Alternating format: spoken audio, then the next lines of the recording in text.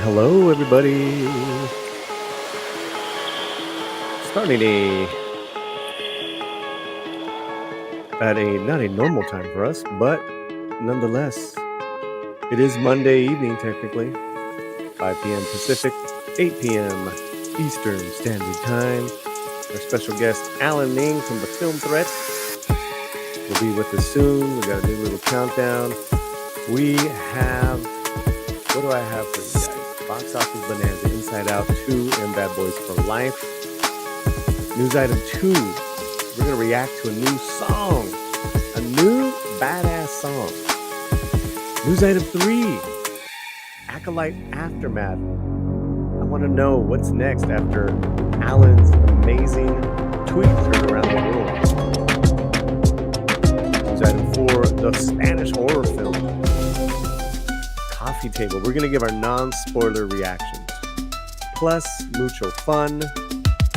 But let's, right now, remind you guys about this Wednesday.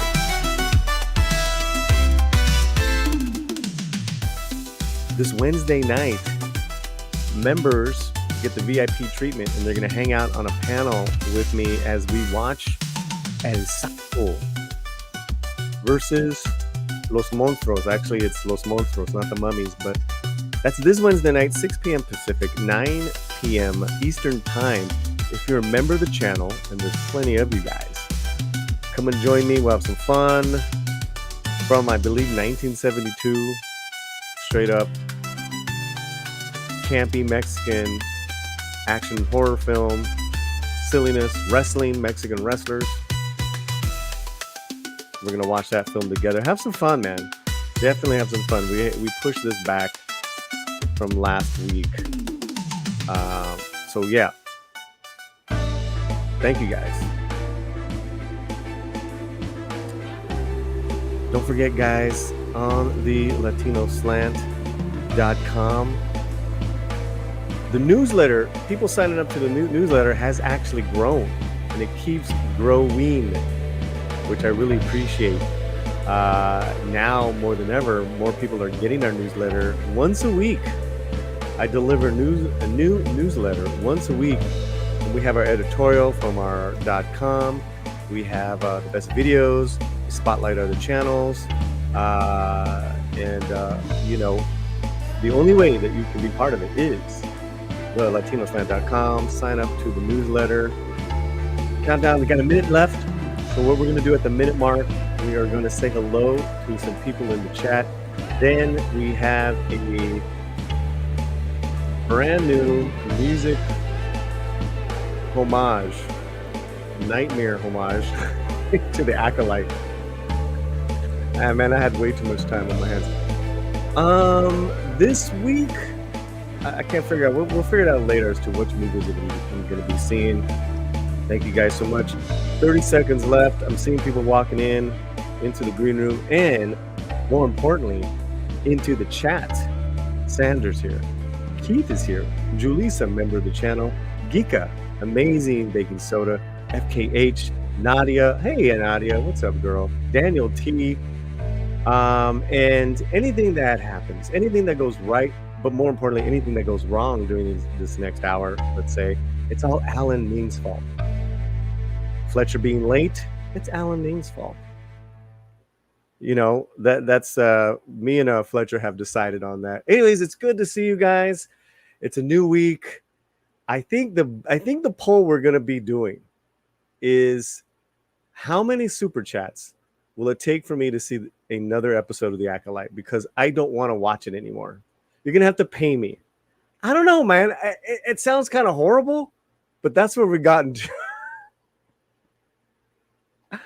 I don't know, man. I don't know. We'll figure it out, guys. We'll figure it out.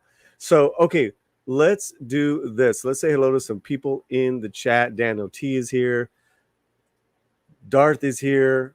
Sander, we have another mod in the chat. Keith, Movie Geek. Sup, Polly? Sup? Amazing Bacon Soda. Hola, gente. Brandon? Who's Brandon? Brandon, Daily Cella, Brandon?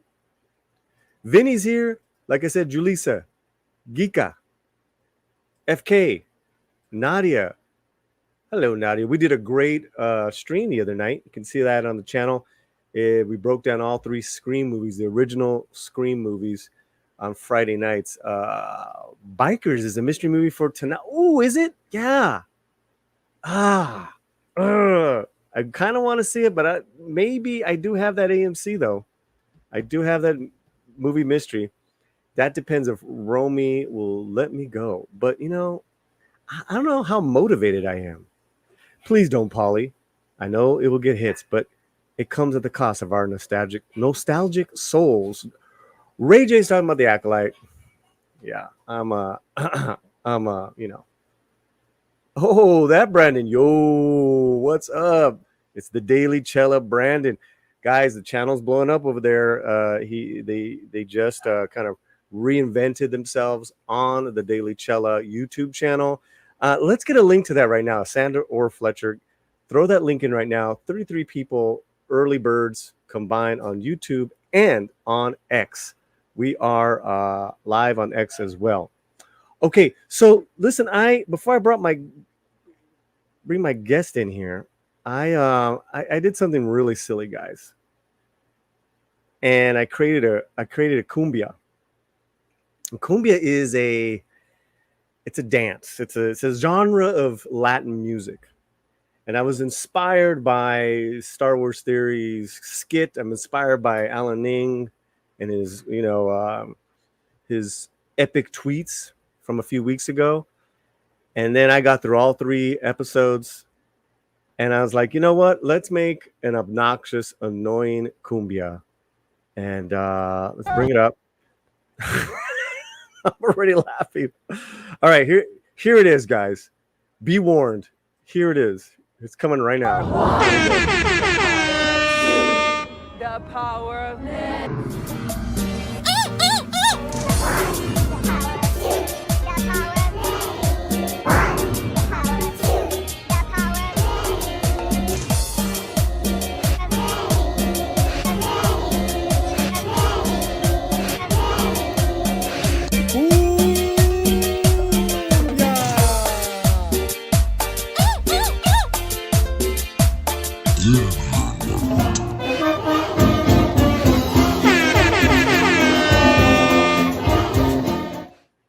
I don't must be out of my mind. What was that? Who is this person? Hey. So The Bike Riders is the mystery movie today? Yeah, it is. I think it's right down the street from my house. Well then, Paulie, I'm available at 7:00 today. You jerk. You're going to a movie, right? Well, it was going to be that one, but I've seen it already. Oh, I see what you're saying. Now you're available. Okay, let's just push back the. Yeah, well, I'll come back in 2 hours. No, I think Romy will kill me for doing that. How are you, my brother? Oh, good. Happy Father's Day. Happy Father's Day. What did you guys do? Did you guys watch Return of the King? No, we actually did the Lord of the Rings marathon last week. So we're in the middle of graduation season, so went to a graduation party. Oh, nice, man. Nice. So I caught some of the film thread today, the verses. Man, we'll get into the Acolyte later, but just overall the verses has become a nice success, man. How do you feel about your Mondays now? Yeah, it's a lot of fun. It's to kind of hear other opinions, kind of, I don't think I say as much on that one just because we say so much on the other two. So and we've been talking about episode 3 for weeks. So wait a minute. Are you saying that Chris Gore has silenced the Asian representation on film right now? Much. Yeah. Well, I mean, look, Chris Gore. I mean, if you believe everything that's said about him on social media, then right. Par for course there. Chris Gore is probably more Mexican than Mexican Iron Man. Let me probably. Well, cool, man. All right. Well, let's get right into it. As far as we said hello, thank you guys that are in the chat, that are on X, 45 combined. I want to remind you guys that we love your super chats. Obviously, we do. Waiting on a poll as well. What do you think our poll should be, Alan, today? Oh gosh, I feel kind of bad saying, "Hey, I'm not going to watch unless you pay me." I'm like, that's not really my vibe. But we could think about Are it. people gonna watch episode 4? Maybe that's the one. All right. Has we got it now. Really killed the series, or we got the Fletcher. Just I'm assuming you didn't like episode 3. Maybe I'm wrong. No, maybe you saw the goodness in it that I didn't see. Right? No. I pretty much equated it to filming bad acting exercises at a college acting class. Yeah. No, that was it. Like improvise now. Yeah. Well, you're too harsh on those little girls. It's the thing is that I didn't even mention any actors per se. It's not their fault. This really has nothing to do with the actors as far as their acting ability. Mm-hmm. I mean, but we'll get into it. I am putting up the poll right now. Give me a second, guys. Tell me, Alan, really fast. We're gonna bring up a story, but your thoughts on finally we have in 2024 a huge box office weekend that topped last year. It's the first time that's happened. A box office weekend that actually didn't lose compared to the same weekend last year. What are your thoughts on that? Yeah, no, it's great. I mean, I think this idea that that the cinema is dead. It's like last year with Barbenheimer. Put a good movie out there. Put a movie that appeals to people, and the masses will come. There are hurdles. I mean, certainly. The big numbers, a lot of it has to do with the inflated theater prices. Also has to do with the premium theater formats. It's definitely, didn't even, adjusted for inflation, I'm pretty sure the original Inside Out is still ahead of this one. So that was the thing. I was supposed to go meet you guys last week, but Chris invited me. But one, I didn't see the first one. I'd never seen the first one. Yeah. And then things just got too crazy. So I'm like, I'm not going to go see part 2. And I haven't seen part 1, but you liked it. I did. I'll say this. I like the story of Inside Out 2. The animation I had issues with. I mean, I don't know that you want a long diatribe over just the degradation and quality of animation going on at Disney at the moment. We kind of brought that up with the D-Files, but in terms of a story that appeals to children and appeals to parents of children, Inside Out 2 just nails it. Absolutely nails it. And it's weird. You just tell a straightforward story, and parents will come out and take their kids to it and have no problems whatsoever. And your movie will make a lot of money. I mean, right on cue. Historic 155 million U.S. opening, 295 globally. I mean, that is pretty impressive. And then when you come down here to Latin America, 30 million in Mexico alone. Do you realize how much 30 million is in Mexico? Yeah. I mean, it's like 30 million. That's like must be a billion. Okay, sure. Sure, it's a billion. 30 million in Mexico is a billion. That is a lot. That says to me, families are dying for entertainment. Look, it's always been that way. Family-friendly movies do really well, especially good family-friendly movies. Quite frankly, bad family-friendly movies do real well. Correct. It's like faith films. Faith films do very well. I think if you look at just from the past year in terms of family fare, there hadn't been a lot. Maybe Spider-Man was the big one, but I don't think that one appealed to a lot of families. Families, I mean, not on this level. I mean, there was Garfield. Yeah, Garfield was kind of stupid. Well, But that proves your point, though. It doesn't have yeah, to be great, and it still made money. yeah. Also, Garfield. You know, we're at graduate. We're at school's out season right now.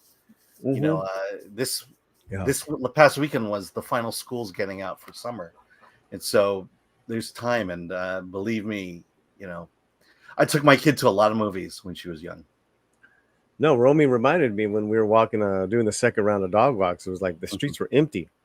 Yeah, She's like, yeah, no one's coming home from school because there's no school. I'm like, yeah, okay, okay. yeah. Um, so yeah, I think this is a nice, shot to the arm. Hmm. I think also too, the movie that I really dug last week was Bad Boys Ride or Die, Hmm. and Yeah, it's now made over 200 million worldwide. mhm. Is Will Smith back in your eyes? Oh, has he ever left? Uh, I think I think what was that 2 years ago? Um, Mm-hmm. yeah, I think in terms of Will Smith, you know, it's one of those things where the slap was bad, but you know, you kind of understood why he did it. I think that's the general feeling Ooh, over that. hot take. Hot take. Yeah, look. I don't agree that. I don't agree. Violence is the answer. I don't think Yeah. publicly humiliating someone for a joke is the right thing to do. I'm just saying. I think generally people are like, you know, he could have done a whole lot worse, and I think people are more upset with Jada than they are with Will. Correct. And that was on Film Threat where we were watching the I know. Oscars. Yeah, we Dude, saw it that set it live. off for your channel, man. Yeah, You guys have not let up since then. yeah. I mean, Look, it's just. And go that ahead. the slap killed Emancipation. I don't know if you've seen Emancipation. I, you know, I'm really not interested. Wasn't interested, but yeah, it really did kill it. It Yeah, really did. you know, in my opinion, at least. I mean, it's directed by Anton Fuqua, great director. But Emancipation, in terms of a movie about slavery, Mm-hmm. it was pretty good, and I like the idea that it you know that religion was kind of the motivator, the Oh, faith really? of Okay. Will Smith's character. Problem, I mean, but literally, you know, the movie came out what 6 months after the slap. You Yeah. know, we went to a screening. He was there. No one said a thing, and the movie just kind of quietly went on. You know, I think it was just too soon then, and maybe time has healed this wound. Uh, yeah. I also think the subject matter too has gotten really tiring. Mhm. With as far as emancipation, 12 Years a Slave, people have won awards, they've done awards, and all that stuff. I still haven't gotten through King, where there's King. Was it King Oh, Richard? King Richard, Yeah, or was it King or was it King I Richard? It don't was one of those. remember. He plays Serena Williams' dad, the Mhm. one he won the Oscar for. Yeah, I still haven't gotten through that. Is that good? I like that movie too. Yeah. Okay. Um, yeah, you know, it all really does come down to whether you like Will Smith and you know he has a similar approach to all his movies, and people like that, and you know he doesn't stray a whole lot off of that. Well, I mean, did you see the video where he's at the movie theater watching the no, movie? He's in the back row. uh-huh.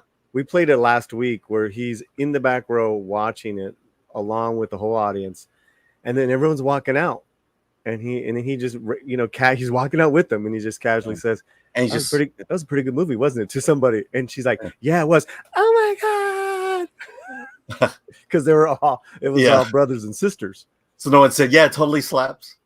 Right? No, yeah, but I was upset because I was at the same theater Hmm. the screening before. I was like, I could have had Will Smith on the slant. Yeah, no, I go to the theater down. You have a theater down the road from you. I have a Mhm. theater down the road from me, and it Yeah. doesn't do well. That theater's just too far out of the way, and you know, a lot of times I'll be the only one watching a movie, and so you know, so then Chris will post a video of these celebrities, Furiosa having Chris Hemsworth and Anya Yeah. Taylor-Joy at his screening. I'm like, we're never gonna get anything like this at No, yeah. my little And theater. I even compared that one because it wasn't like Will Smith walked in front of the audience before. You're gonna really enjoy this movie. It was like afterwards he's walking out with everybody, and there was like, and then there was like a swarm. A swarm went like that. So he had his bodyguards there, so he had to get him out. But yeah, that's fun, man. That's fun. Like I said last week. And then what I just found out is a friend of mine. We're gonna have her on the next couple of weeks. Krista Gonzalez. She voiced a lot of characters in Inside Out 2 and Elemental.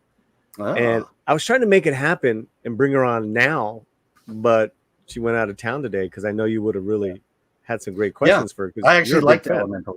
I liked Elemental as well. Yeah, I mean, but you're a real. It's really funny because you're a real Disney fan. Yet you did the D-Files. Yes.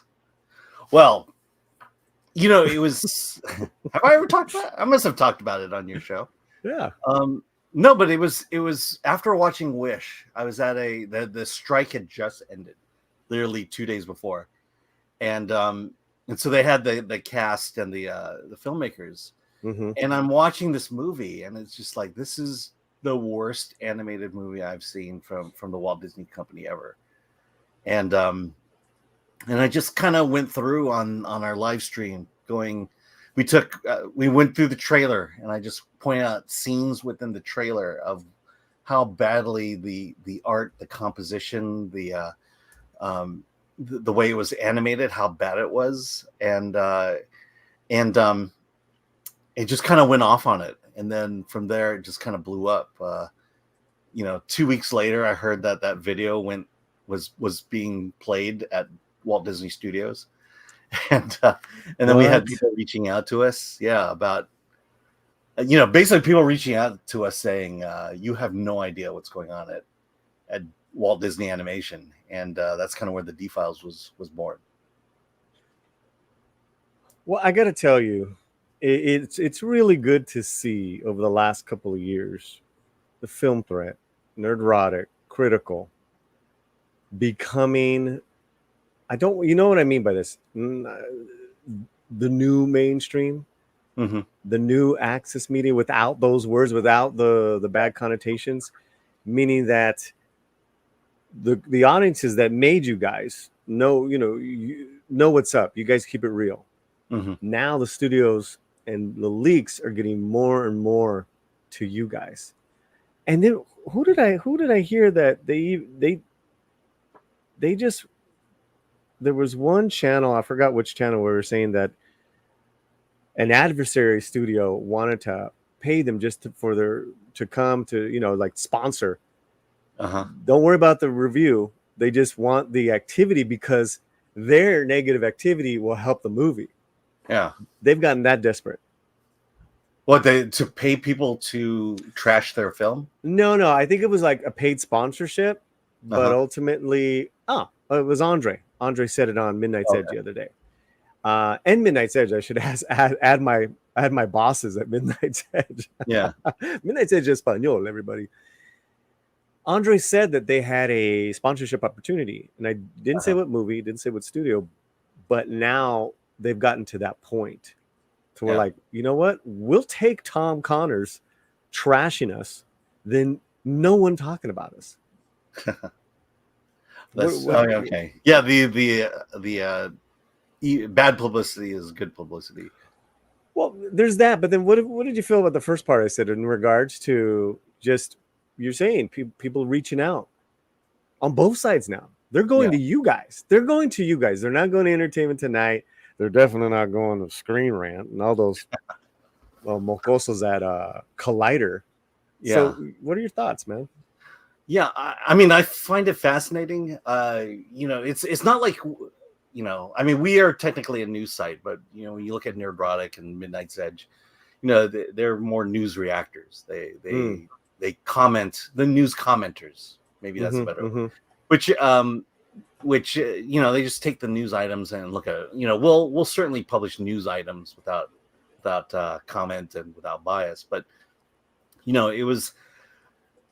It's not like something we planned. A lot of times it's just something will happen in the zeitgeist or in at Disney or wherever, that will just you just get passionate about it. I mean, to me, to have watched Wish and realize how far the art of animation had fallen at Disney, that just got me passionate and my juices flowing. And so I need to, people just need to know how far they've fallen and why. And I went through great lengths to not just trash it, but to show examples of what's wrong with what's happening here. And then when it comes out on Disney Plus, I watched the making of, and to realize I'm not that far off from what I gathered. It's like everything I said about it was there's a Newport Beach Film Festival. Well, this is the website, guys, and if you guys are not subscribed to their newsletter, do it now. Go to filmthreat.com. Let's put that link in the chat. I'm just showing them as you're talking. Yeah, I mean, I look at it and go, yeah, we need to do more news items, but a lot of times, but a lot of it is finding items that I think our readers would care about, which is why we don't do a lot of them. This one, Newport Beach Film Festival, which is down the road from me, they're doing a automotive short film competition. So if you, dope. Yeah, so if you want to make a short film featuring, I forget who the sponsor is, but a vehicle-based short film, there's a competition there, and in terms of, it's Chris is the same way when he does one of his rants. He saw something in the news and we just had to talk about it. Sure. And Chris and I have had this conversation. It's like, we should do more of those. But at the same time, it was like, well, it's got to be authentic too. Then it becomes a different story, right? It becomes a different channel or something like that. Yeah. Well, yeah, because the ones that work are the ones that we are passionate about, as opposed to, hey, let's just look for something that's gonna, let's just look for something to trash for the sake of trashing. That's why, when I saw Acolyte episode 3 weeks ago, they gave us the first 4 episodes. Yes. And I was really interested to see. And then, so I watched the first 2 episodes, and it's like, okay, typical Star Wars. This is what I expected from, having seen Kenobi, Ahsoka, Mandalorian season 3 to here. And then that 3rd episode comes along, and I'm like, what the hell is this? Right. Because it's, I was just thinking it was so far off from what I, from my understanding and my love of Star Wars. I don't know how Star Wars got to this point with episode 3. And I was just like, at that point, realized Star Wars is not for me anymore. They're not making Star Wars for me, for the kid who watched it, back in the 70s. I was 10 years old when the first one Let's put a pause on that. I'm going to leave it to you, Alan. Do you want to jump to our Acolyte aftermath, or do you want to do an Indian reaction? Because look, we're already starting to hit the Acolyte, and we could go now to it, or do we want to do the Indian reaction? We could. Maybe we should just keep going with the Acolyte, and then we'll do the Indian. Okay, guys. 3 episodes in. The 4th one is upon us at the time of this recording of our live stream and all that good stuff. Yet the warnings and the signs were there weeks and weeks ago from prolific Twitterer Alan Ning. Yeah, let's go right now. Oh, look at that! Kicking off the weekend, watching the Acolyte. I have a funny feeling about this. That was May 31st. How prophetic words. I just, we're going back, this is an action. This kind of storytelling is actually better than the Acolyte. I'm on the 3rd episode. As they say, the Force is female. Yeah.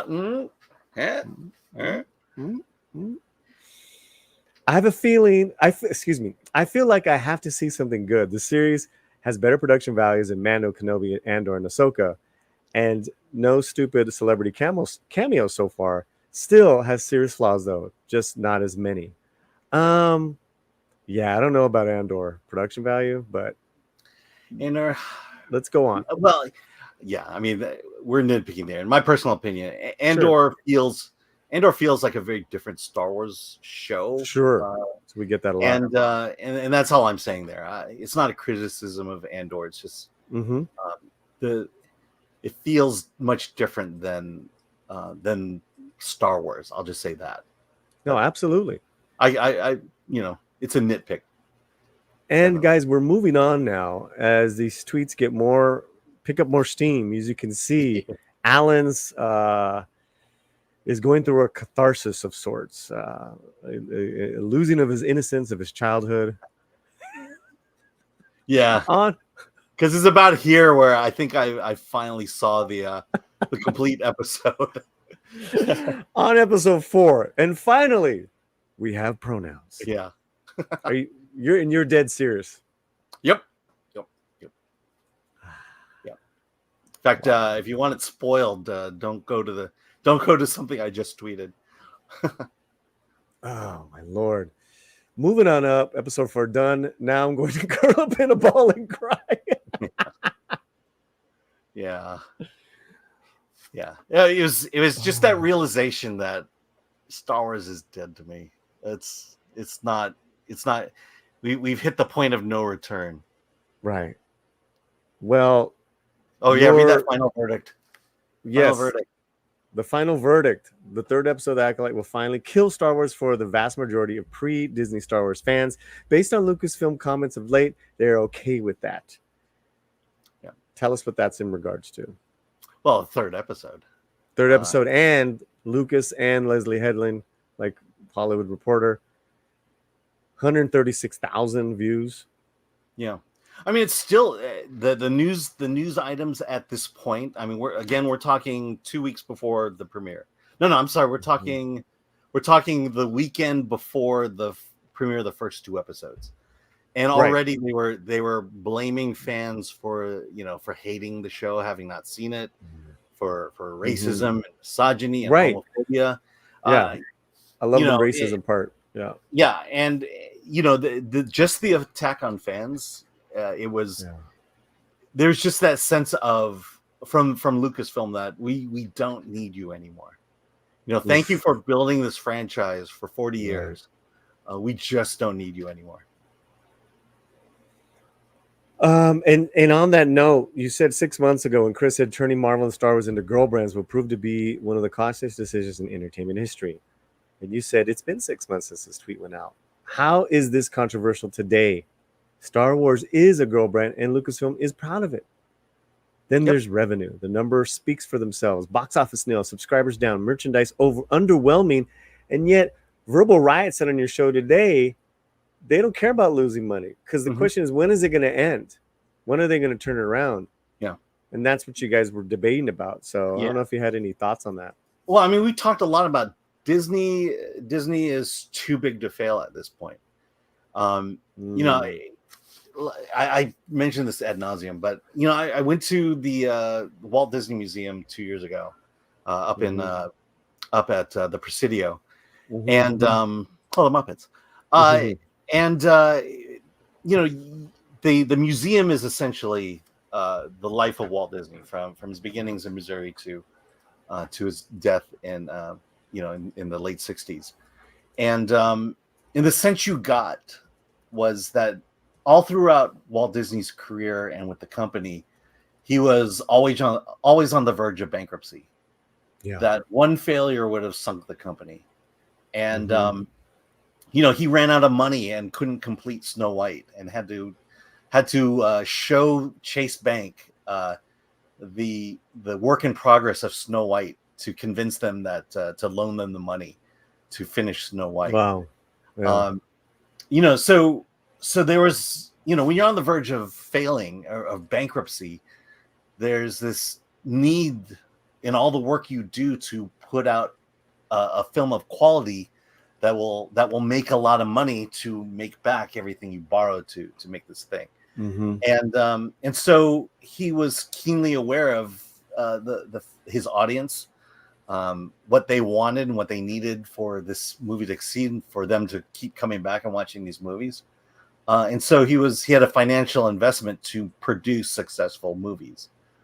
You don't get that sense from the Walt Disney Company. You know, they're not motivated by failure. They're not motivated by financial doom, and so they can continue on ignoring fans.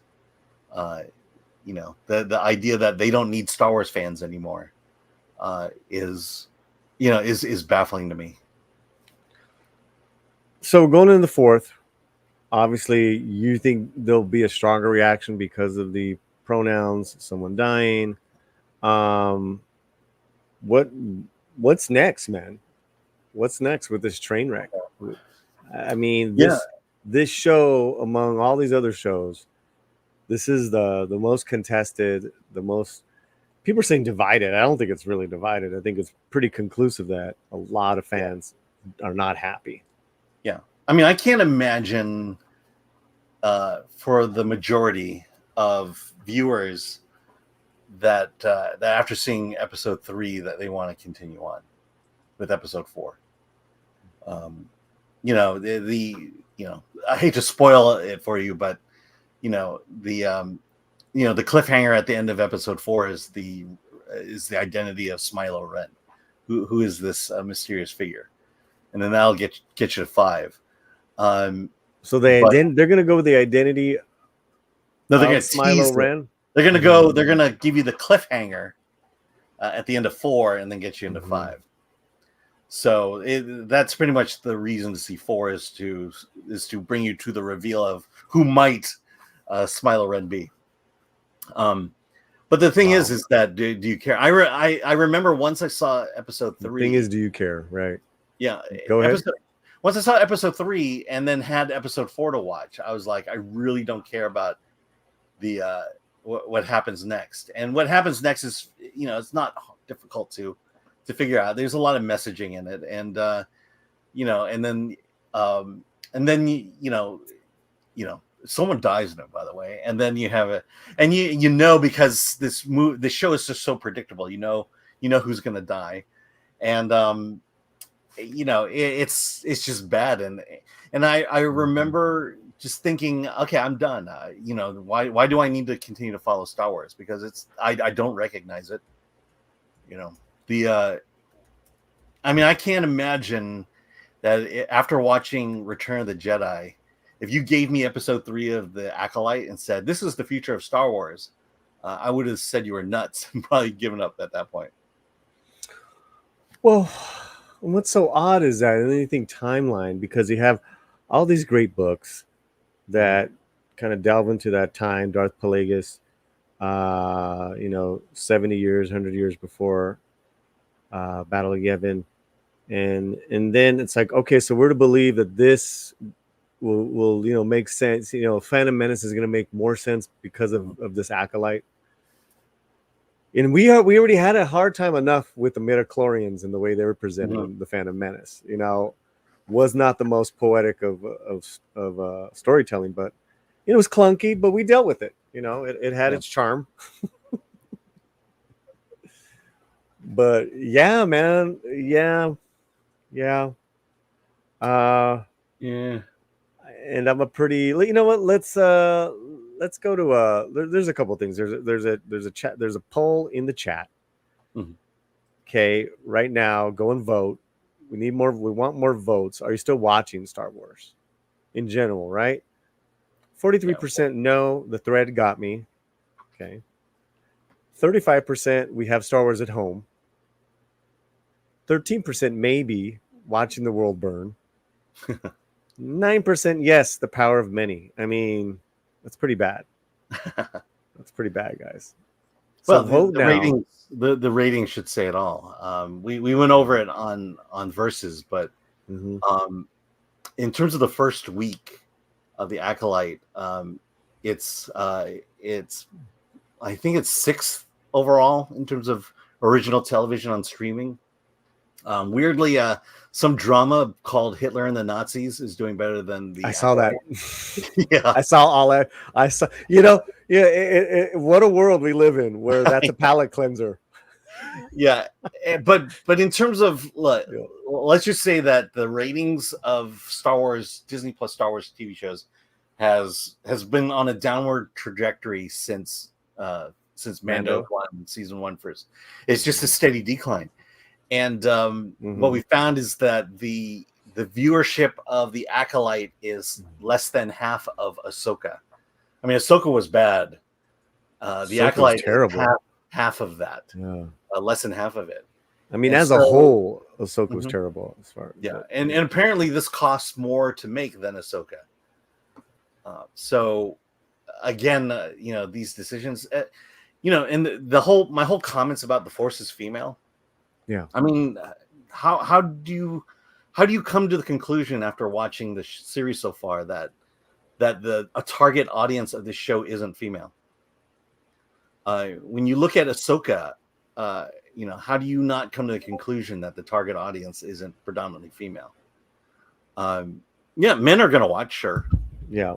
But that's not the target audience. And when you hear Kathleen Kennedy and Leslie Headland talk, the indication is not that it's, no, they're not, at no point are they saying, we've made a series that will delight men and women equally. And then you have Leslie Headland coming out and basically saying, I'm bringing my queer experience into the show. And then for us to call out the fact that, that these are lesbian witches. They told us that this was, the gayest show in Star Wars history. It's the creator of the show is saying that. So it's like, again, it's like, listen, whatever you put up there to present is up for criticism, both good and bad. Mm-hmm. So if you just put up, a show that it's all about the work. Yeah. And at the end of the day, that's what you get judged on. Mm-hmm. And what you've seen here, which is really remarkable when you look back, like how these things have all started, is so much mediocre stories, starting with The Last Jedi, going through the films, now the TV shows. They've created this playbook, man, where they know what a turd they have on their hands months prior. So it's like, okay, we're gonna do this type of advertising. We're gonna show this type of person, and we're gonna get those races to stay first, and then we can hit them. Mm-hmm. It's every time, and then to have co-stars talking about racism, and it's like, and in this case, homophobia and misogyny. Right? Is that what this case is now? Yeah. I mean, I can't keep up. I know. And it's like, what were you thinking? I mean, look, we've certainly, when I look at Asian cinema and you look at Latino cinema, let's take, for example, Flamin' Hot. Really great story, very good story. People are going to judge it. Well, is this for everyone, or is this just for the Latino population? There's a broad appeal there, and you realize, there's going to you're going to have to do some selling to broaden the appeal of that. Crazy Rich Asians was another one. Because there certainly have been a lot of Asian cinema and Asian films that spoke to the Asian population, but it didn't have much broad appeal beyond that. I think Joy Club kind of really struggled to capture a bigger audience, and it weren't for the fact that it was based on a wildly popular book. Joy Club may have been a tough sell to make, and we have to recognize that. Right. There's a lot of variables.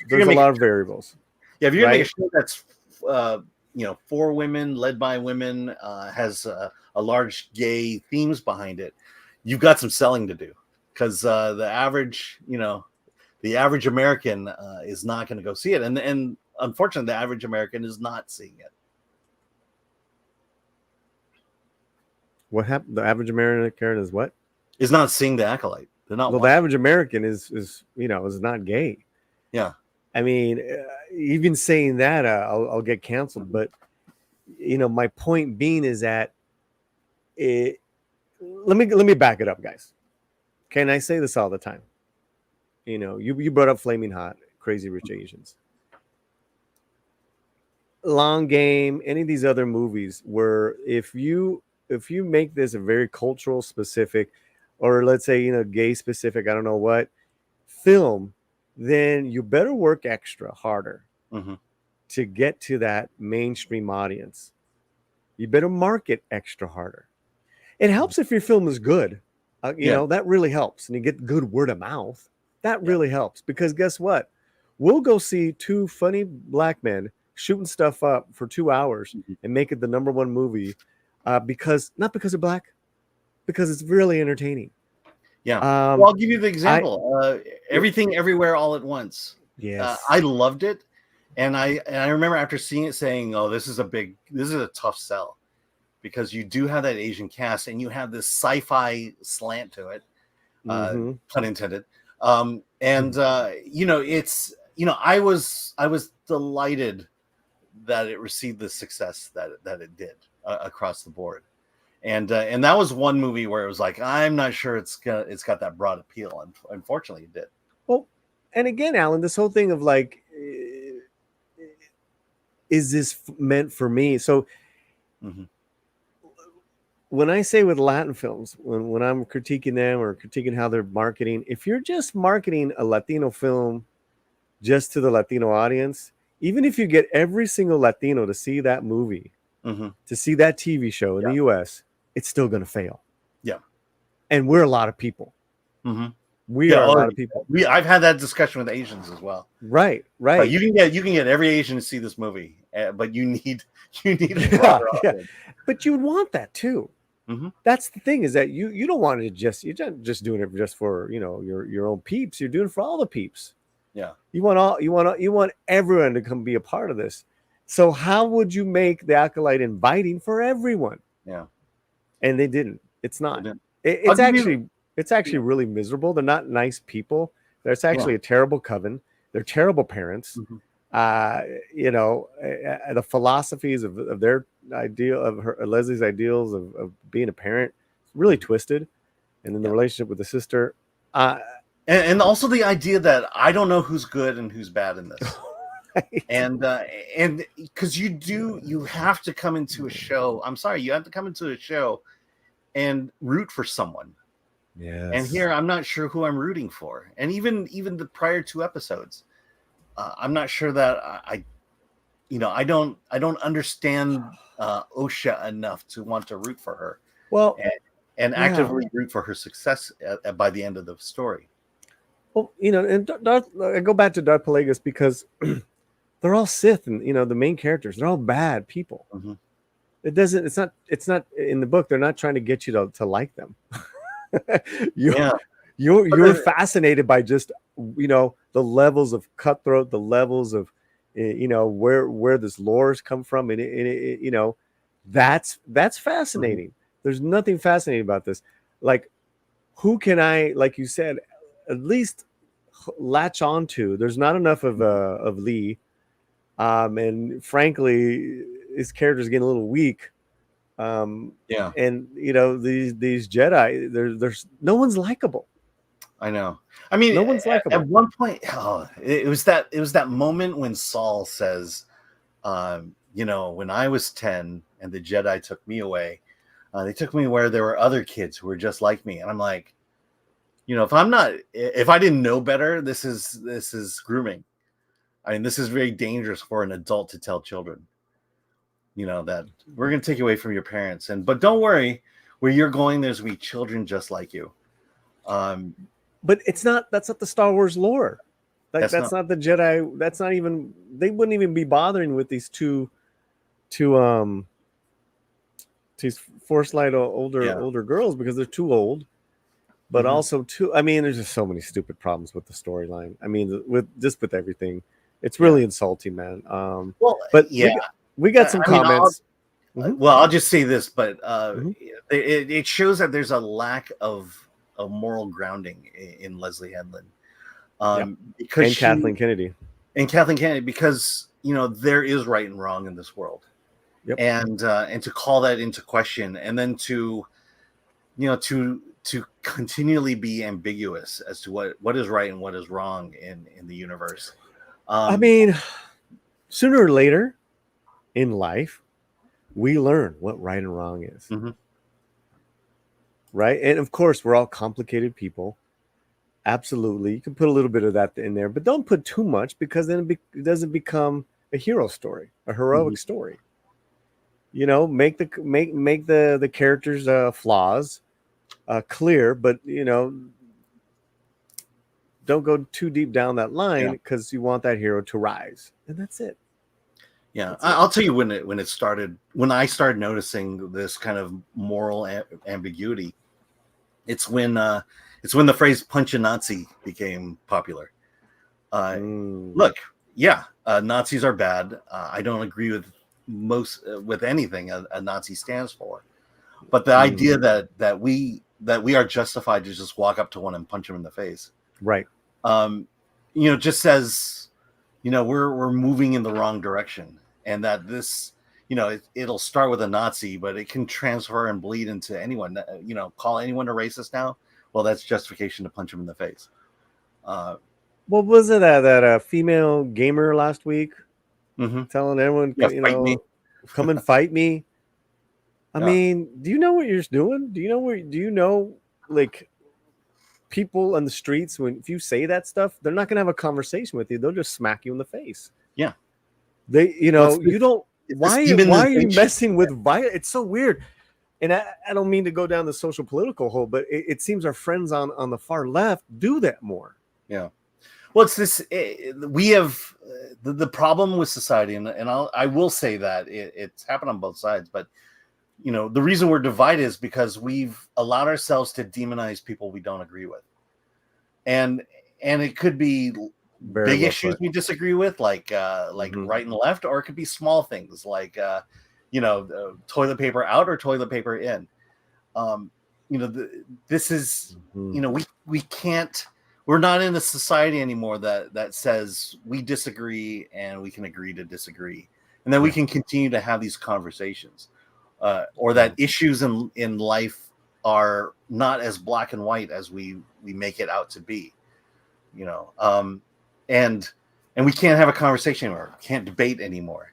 It's you're wrong, I'm right, and you're evil. And that's the whole thing that I just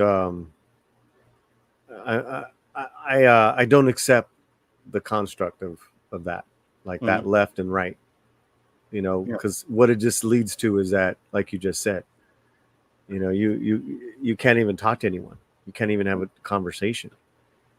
I know we got a little deep, guys.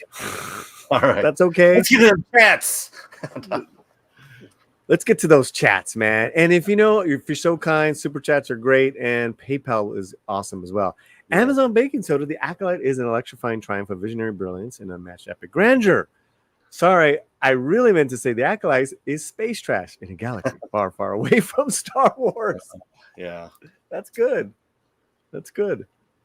Bonzo Kilborn, I'm still watching the Acolyte for the car wreck factor. Bonzo, you loco. Vinny, they're not making Star Wars for us, nor real Star Wars in general. Awesome one, the Acolyte. The midichlorian counter. I like that. Andor is a mutilation of Kyle Katarn's story. Hannibal Grimm. As of late, I've run out of F's to give. Should I give this a watch after drowning some whiskey and go ham with the garbage that it is? Yeah. If you need something to help you fall asleep. I mean, I don't even have that luxury anymore, Hannibal. It would make sense to at least dull my senses a little bit with some booze and watch this, but I can't, man.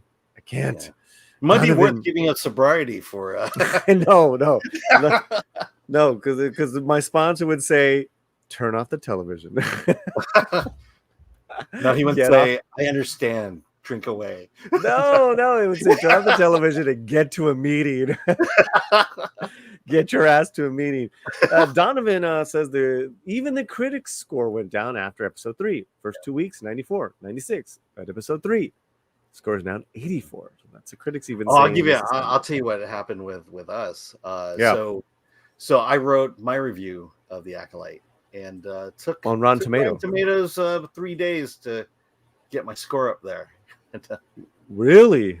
Yeah, I feel like they were okay. If the conspiracy theorist in me, I have no proof of this, but I think they needed that score to be high for a couple days before they started lowering that score to reality. Wow. Just conspiracy theory in me. That's all. Yeah, I mean, I haven't talked yet to Rosa about the whole Rotten Tomatoes scores and all that stuff. I do know we're trying to get back into Disney's press list because her person hasn't been there for a while. So I guess there's a new rep. So we sent in all our credentials. I'm like, I hope they don't watch the channel. Yeah, good luck. Good luck. I mean, I feel bad for Rosa on that one. She's gonna be, but go ahead. I mean, I'll be honest. I don't think me personally is on the Disney press list. I get it through the Critics' Choice Association. That's where most of my screening invites come through. But we'll see. I applied for D23. Ooh. I haven't heard yet. Wow.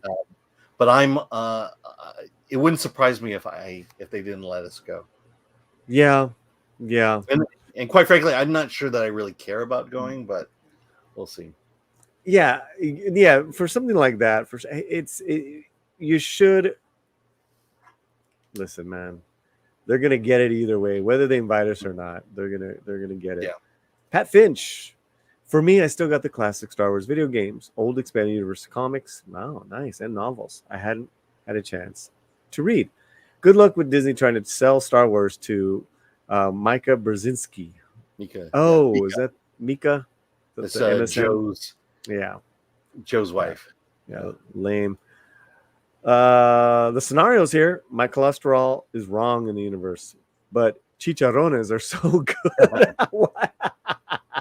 You ever had chicharrones?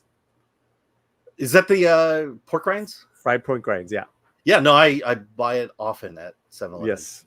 It's because it's keto friendly. Oh, now I want some chicharrones. I might get some afterwards. Michael's here.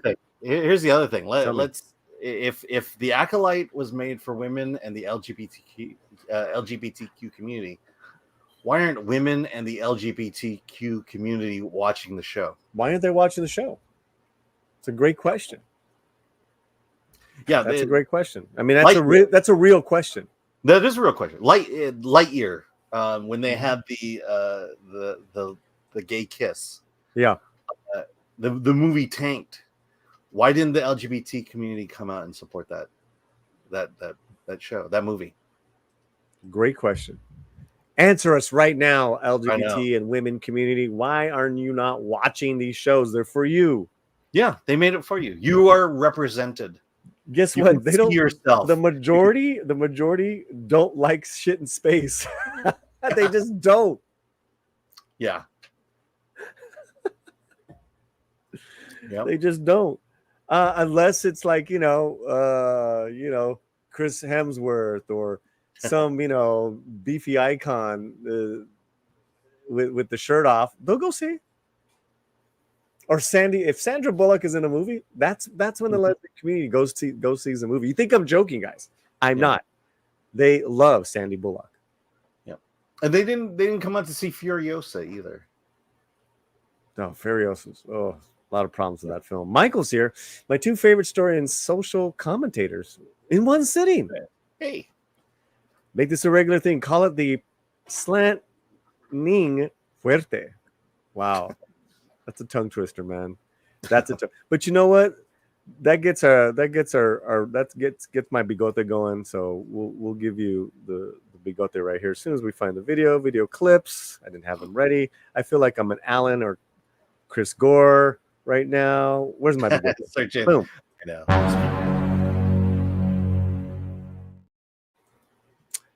At least StreamYard does not make this easy. Let's just say. No, it doesn't. At least we got Rebel Moon Part 1 and 2 extended cuts in August. Tim's Talk. Are you on crack, Tim's Talk? You mean more? I I love you, Tim. I love you, man. You know what? I haven't checked in with your. I know you're doing like live watch-alongs. What are your thoughts on the Acolyte, man? The douche. I don't even know how to say that. 1977 has no cars, but does have fat. Chicharrones are amazing. Yeah. Geeka says I stopped watching anything after 2 episodes of Kenobi. Oh, Kenobi killed it for me. Ooh. That was the slow death began with Kenobi. That was rough, man. Yeah. That was rough, brother. Here's my Reva action figure. Oh, no way. You do have that. Yeah, look at that. I got a cool one. For you. This is my original. I just don't have a light on them. That's the only problem. Yeah. This is the EU Grand Admiral Thrawn from the Heir to the Empire novel. Yeah. As portrayed in the comics. This is my Thrawn, not Disney's Thrawn. Damn it. Okay, I'll do you one better. Uh-oh. All right, here we go. Here we go. The original Greedo. Oh. The original sand person. Oh. Bought these at 10 years old from the toy store. Had I not played with them out in the backyard and had I still had the blaster and the cape, these be worth a lot of money. I could say the same thing for our Ewok friend. Well, there you go. But he's got a problem. He keeps wanting. Every time he's on camera with Picard, he likes to hump Picard's leg. There you go. Ricky. Or we'll up the ante too. Behave. Okay, here we'll up the ante one more. Okay, one more. Okay, here we go. Uh-huh. There you go. Boba Fett, the original Boba Fett. Oh, I had to collect proof of purchases from the other one, so I had to cut the boxes, send the proof of purchase in, and then mailed away. You went there, dog. I can't top that. I mean, I have the Luke Skywalker Theater Edition when Mark Hamill gave them out in '97, but that's decreasing it with every tweet he does every day. Nice, man. Nice. And our favorite Mexican, the Mexican Iron Man, comes in with a $9.99 super sticker. It's a Shiba Inu with a big heart. Thanks, Mike. Oh, thank you, brother. We really appreciate that. Over 80 people combined, about 80 people combined in X and on YouTube. Thank you so much. Make sure you guys are subscribed to our channel. And let's give, we're going to show Mike his biggest weakness. His biggest weakness is not fast food anymore.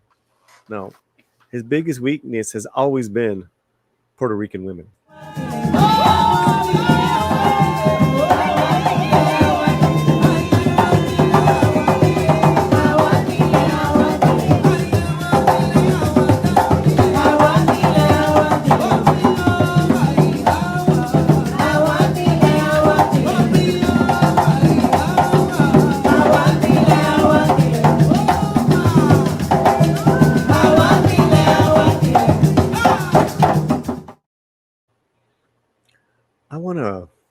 Well, you know what? I'm gonna move on. Hope you enjoyed that video, Mike. We're here with Alan Ning, Film Threat on a Monday night, and you guys giving us some great. You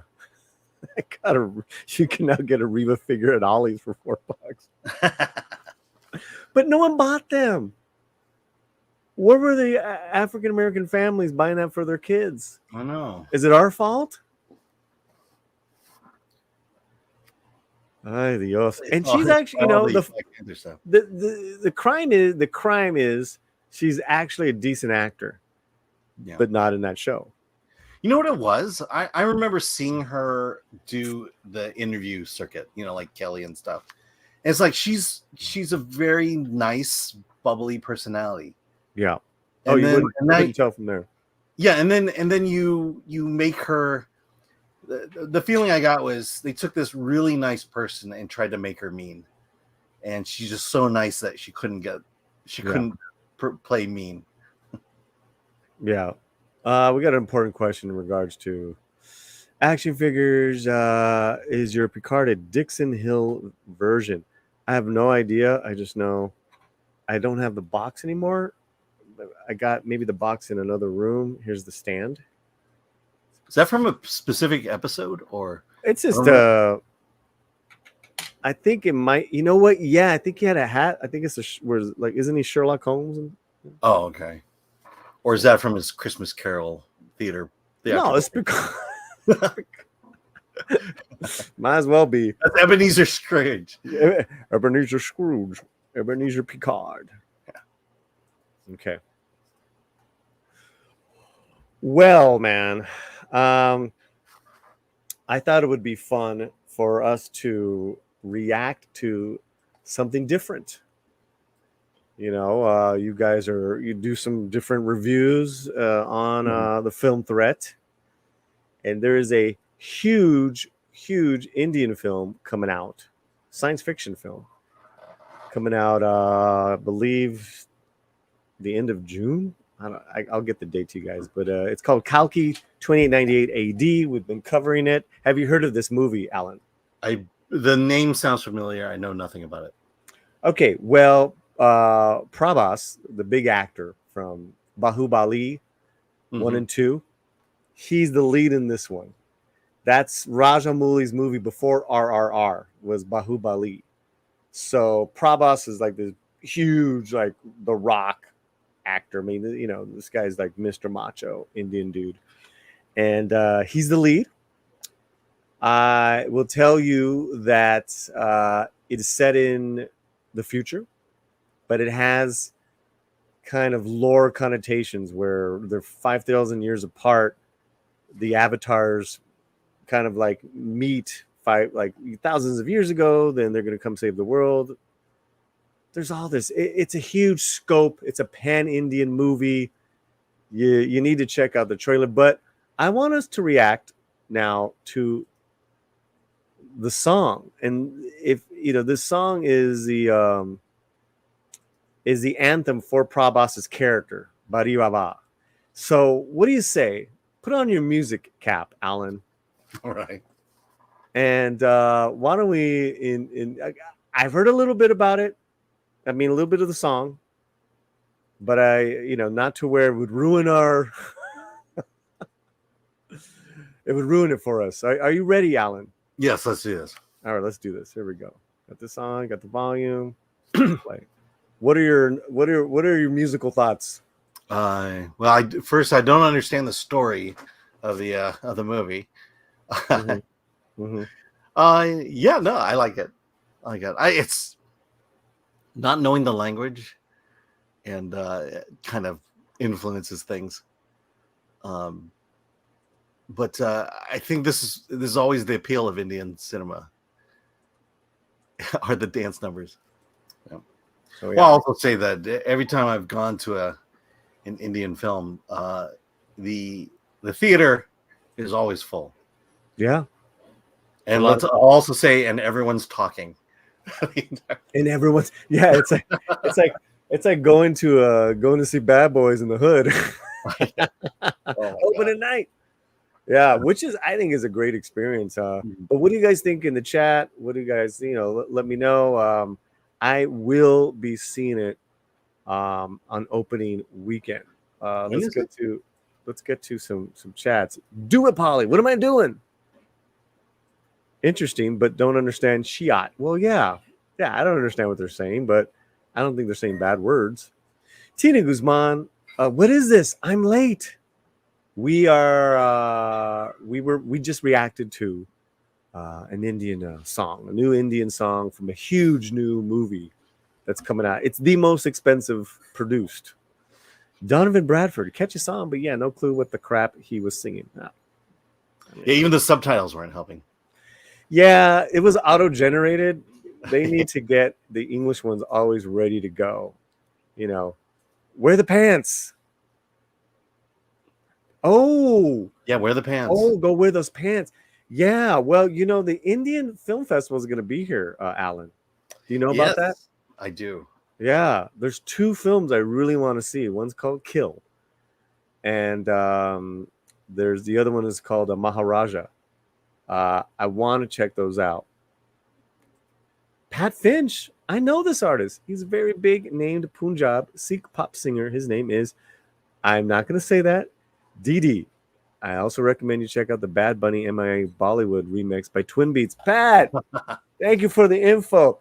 Fletcher, let's get that mark. Was Bad Bunny in this movie? Or? Well, no, it's a different video. He's saying there's a Bad Bunny MIA Bollywood remix song. Okay. I'm down with that. No, Bad Bunny is not in this movie. There's no bunny. There's no Latinos in this film. No, there should be. Right. No. No, there shouldn't. That's funny. Man. That's funny. Okay, that's a Doshanith. Cool. I liked his attitude, Pat. I'm glad you're a fan. See, you see, we're connecting with our chat, guys. I love it. Guys. All right. So we got let's bring in Fletcher really quick. Fletcher, how's it going, my man? Are you back? You with us? You're muted. I don't think he can. He may not be there. I don't. He might not be able to. He's pretending to produce. He's pretending in the background. What's up, buddy?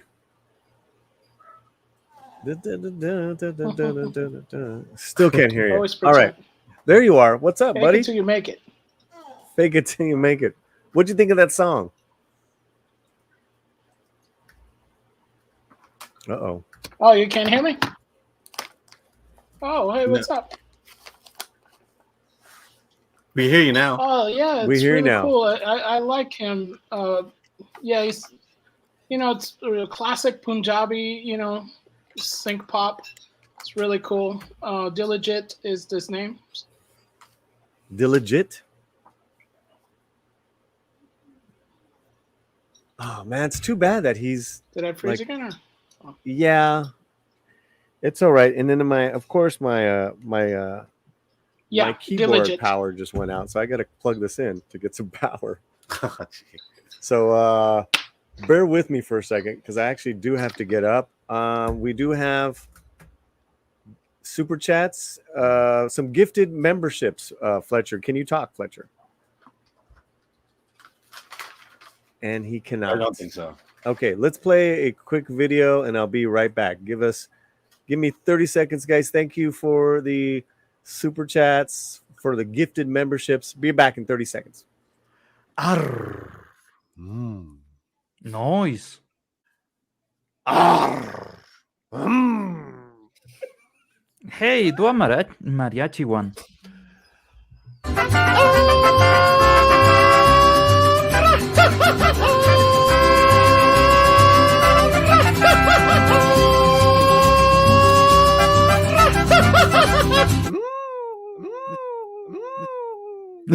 Oh my God. Wow, you talk about blast from the past. Do you know what a grito is? No. That's that Mexican shout that they do like during the mariachis. That's what I was doing. It's called a grito. Now, if anyone outside of the culture wants to feel that, we say this to all our friendly gringos. Put your hand in your car door, slam the door shut, just slam the door in your hand really fast, and you'll feel the pain of my people. Wow, that's a lot of pain. That's a lot of pain. I empathize with your people. And I hope one day you will overcome that pain. And Michael, and find the freedom you so richly deserve. Right. Let my people go free. Free to go to the market. Free to go down the street. Free to all that stuff. This thing. You should make a Jose Alfredo Jimenez meme. Con dinero. Oh, Jose Alfredo Jimenez. He had some old school he's basically the father of mariachi. Yeah, we need to Fletcher, make a note. Jose Jimenez video meme. But we got some super chats. Thank you so much. Excuse me, I keep saying that. Just as almost better than super chats, we have some gifted sponsorships, memberships. Carlos, the Duxon, Tina, Sander, and Penny. You guys got them. Remember, this Wednesday night we are going to watch a El Santo movie. You ever seen any of the El Santo movies? No. Oh, really? That's Santa Claus, right? No. El Santo is a Mexican wrestler. Oh, okay. El Santo, that was his name. Blue Demon. No, I do Rey Mysterio Jr. That's who I know. So, yeah, in that vein, but they're gonna in this 1972 movie they fight monsters. They also have one where they fight mummies in Guanajuato, Mexico. So it's dope, guys. There's the info right there. This Wednesday night, you guys are all welcome to come and watch it with us. It's a YouTube free movie, so we are gonna do it on a public stream. But you have to be a member to come join me on the panel. And I want to thank you again one last time to Michael for that gifted membership. Muchísimas gracias, hombre. And we're going to get you a dancing puppy for all the new members. If I can just find my video. Who moves my videos? Oh, it's me because I'm the only person that's in here. All right, here you go.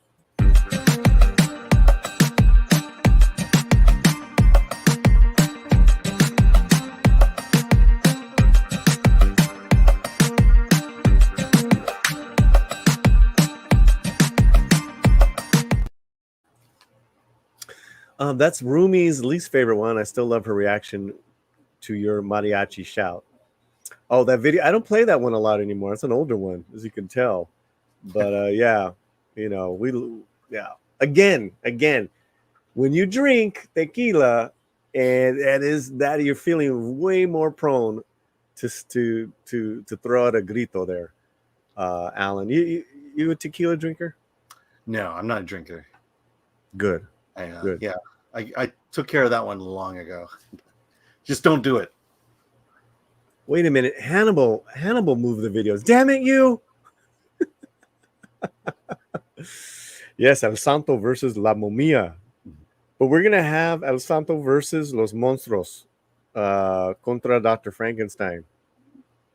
It's going to be fun. It's going to be fun, guys. It's going to be fun. We're so glad you guys are here. Almost 80 people still hanging out with us. YouTube and on X. Make sure you guys are subscribed and you guys are also following Film Threat. Yes. Yeah. Okay. I think we are. Oh, and there's so much good action going on here. There is a poll going on, 42 votes. Why don't we end it now? If you haven't voted, I'm going to give you 10 seconds to vote. Vote now. Are you still watching Star Wars? 40% no. The thread got me. 29% we have Star Wars at home. 70% maybe I would watch the world burn. 14% yes, the power of many. That's a lot. 14%. We were like, that's a lot. Those are people genuinely interested versus hate watchers. Right. Yeah, that's funny, man. You have a very eclectic and diverse audience. Yeah. Okay, we're gonna end with the poll chat in 3, 2, 1, and it's done. Thank you guys so much for voting. Make sure you guys also have smashed the like. In the YouTube. I mean, Alan, it's like you gotta say these things. You gotta remind people. Why is that? Subscribe, because I learned this. It's neurolinguistic programming. You just say it.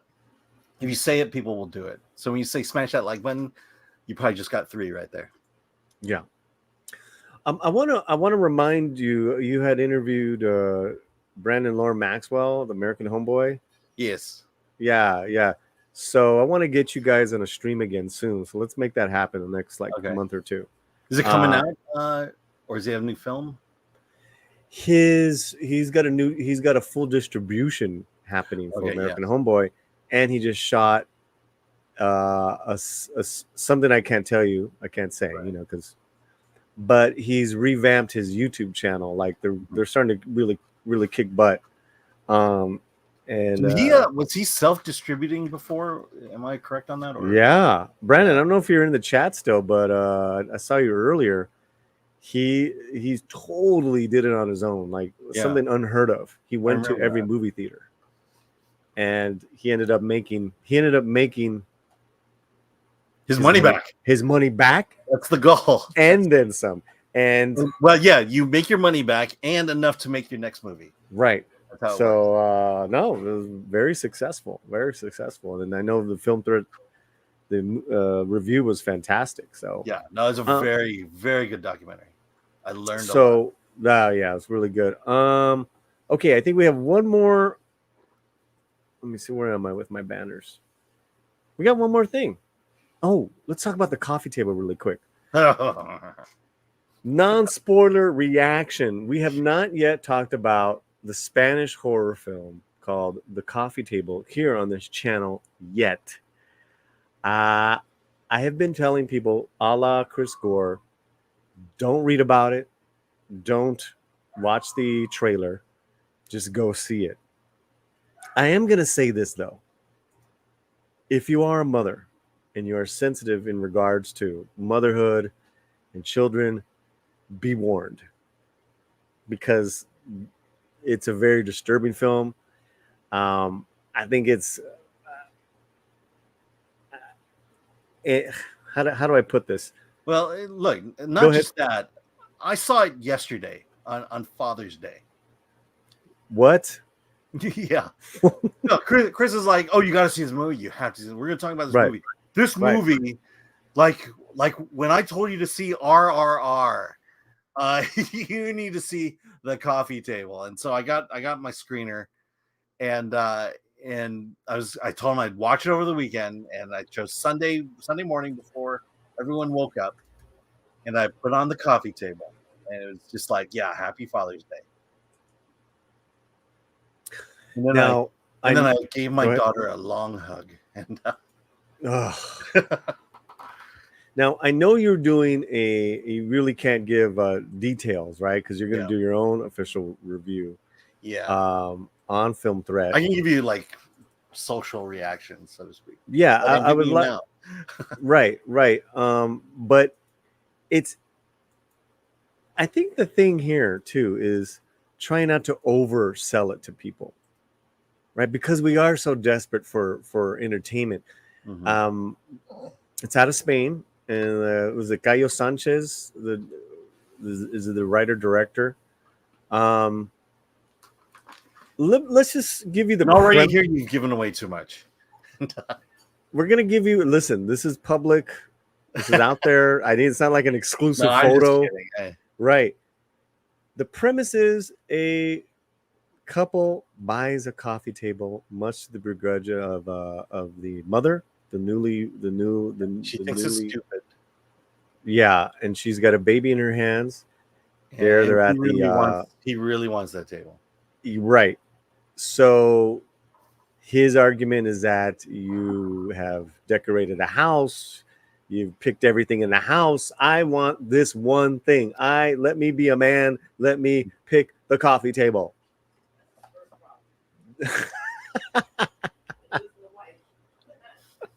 Romy just said that's his first problem. Listen to the wife. That was awesome. And he goes against her wishes and he buys a coffee table. Well, no, she reluctantly allows him to buy the. I mean, I don't think he went behind her back and bought. No. Right. But if he had listened to her and really like just say, you know what, we would have been. Listen, that's all. We're gonna give away this film. Oh, how did it make you feel? How did it make you? Let's just say, I'll just say there's an event that occurs. Okay, we'll just go with that. When that event occurs, I wanted this movie to end immediately. Right. And I think a lot of it has to do with, I have a child who's still living with me. And I'll just say, when just for 90% of this movie, I wanted it to end and end quickly. Yeah, so it's not saying it's not you're not you're so what you're saying is not something that you enjoyed per se. If you're saying that I felt like was having a good time watching this movie, I can tell you I was not having a good time watching this movie. In fact, again, if I was kind of like waiting for something, it was like, oh, I still have an hour and 20 minutes left in this movie. So and did you at least right? I think myself, there better be a big payoff at the end, or but it was like this. The ending of this movie couldn't. I wish it had come sooner. It could not have come soon enough. It could have come soon enough. Let's just say that. And well, it would have been like would have been a really short film. Look, I'll say this about the movie. Look, yes. we go to movies to feel. To feel emotions, love, anger, inspiration. That's why we go to movies. That's why the best movies are the ones that we connect with on a deep emotional level. Yes. And so I will say this movie made me feel things. Yes. Yes. I'm with you in the myriad of emotions that I went through during this film that I was not expecting. Yep.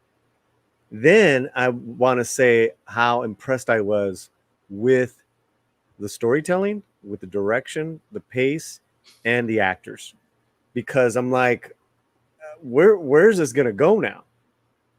Where is this gonna go now? So, I feel that way. What's that? You didn't feel that way? That's okay. No, I look, if you read the interview with the director, he talks about people walking out of his film, and he was okay with that. And I feel like I may have been one of those people. Yeah, I mean, again, it is a brand of horror. It's again, it's more. I would say it's more dark comedy than horror. Like I would say it's definitely more dark than comedy. Yeah, yeah. I say it's a disturbing, dark story with some humor. I mean, I get what the director was trying to accomplish, and good job, he did it. So, I know you have we're going to connect this segment to when your film threat full review comes out, spoiler review. For people, who is this movie for then? For sick people, mentally ill people, for people who think things like this are funny. Oh wow.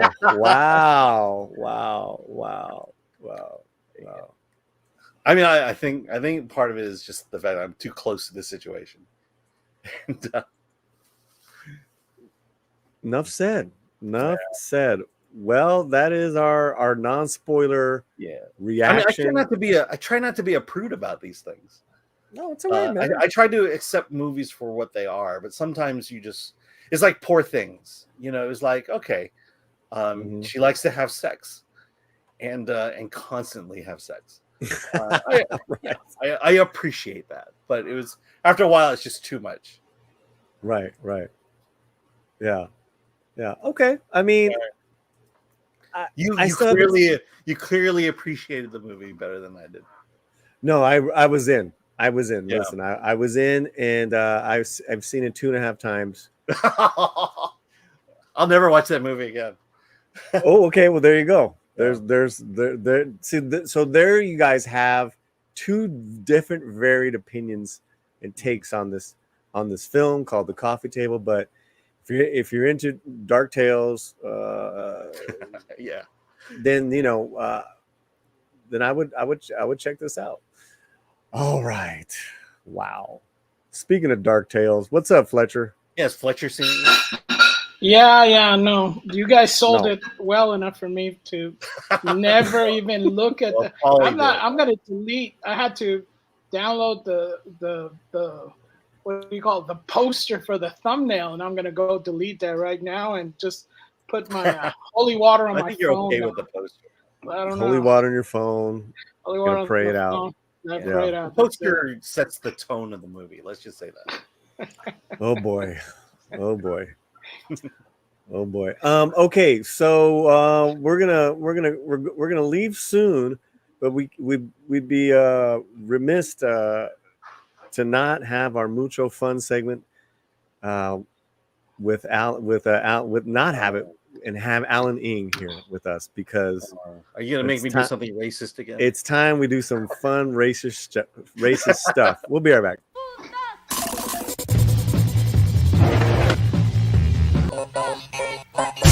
Fun. Okay. This segment is Mucho Fun, Asian edition. Yay! When Asians go grocery shopping, and let's put all the blame right now, everything that has to do with all these videos, on Fletcher Williams. Oh, Fletcher. Yes. Yes, because he found them. Tell us about this first clip. Well, this is one of those things where it really transcends all culture, because we all do this. So it's kind of one of those weird things where you can find this kind of meme everywhere. It's like when Latinos do it, when like Greeks do it. Everybody does this when they go grocery shopping. Everyone drives bad. Right. Okay, well, let's play this when Asians go grocery shopping. Here we go.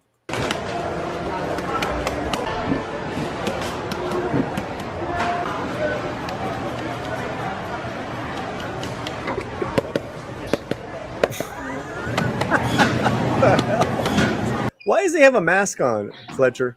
Oh, because he's Asian. That's why. Yeah, because he's an Asian. So that's actually a sun visor. Is very popular with Asian women and some men, because they want to keep their skin as light as possible, because it's it's part of because of the sun. Beauty thing. The sun makes your skin darker. Yeah. Wow, that's a lot of you talk about stop Asian hate. It should be hashtag stop Asian self-hate. Yeah. Believe it, I know. And they just keep tapping everything, no matter what. Fruit. I'll tell you if things are ripe. But gotcha. Yeah, things are ripe. You want to feel like a little bit of hollowness within the. Oh, gotcha. Then it's like, okay, we're ready. It's ready to buy. It's ready to buy.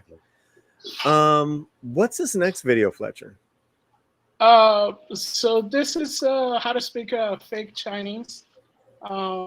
It's he's basically doing like a play on when people speak Italian or Spanish, they'll just do the facial expressions and the hand gestures. So this is kind of like a variation for Chinese. Okay, let's check it out. Let's check out. Now I know why you wanted me on the show so badly.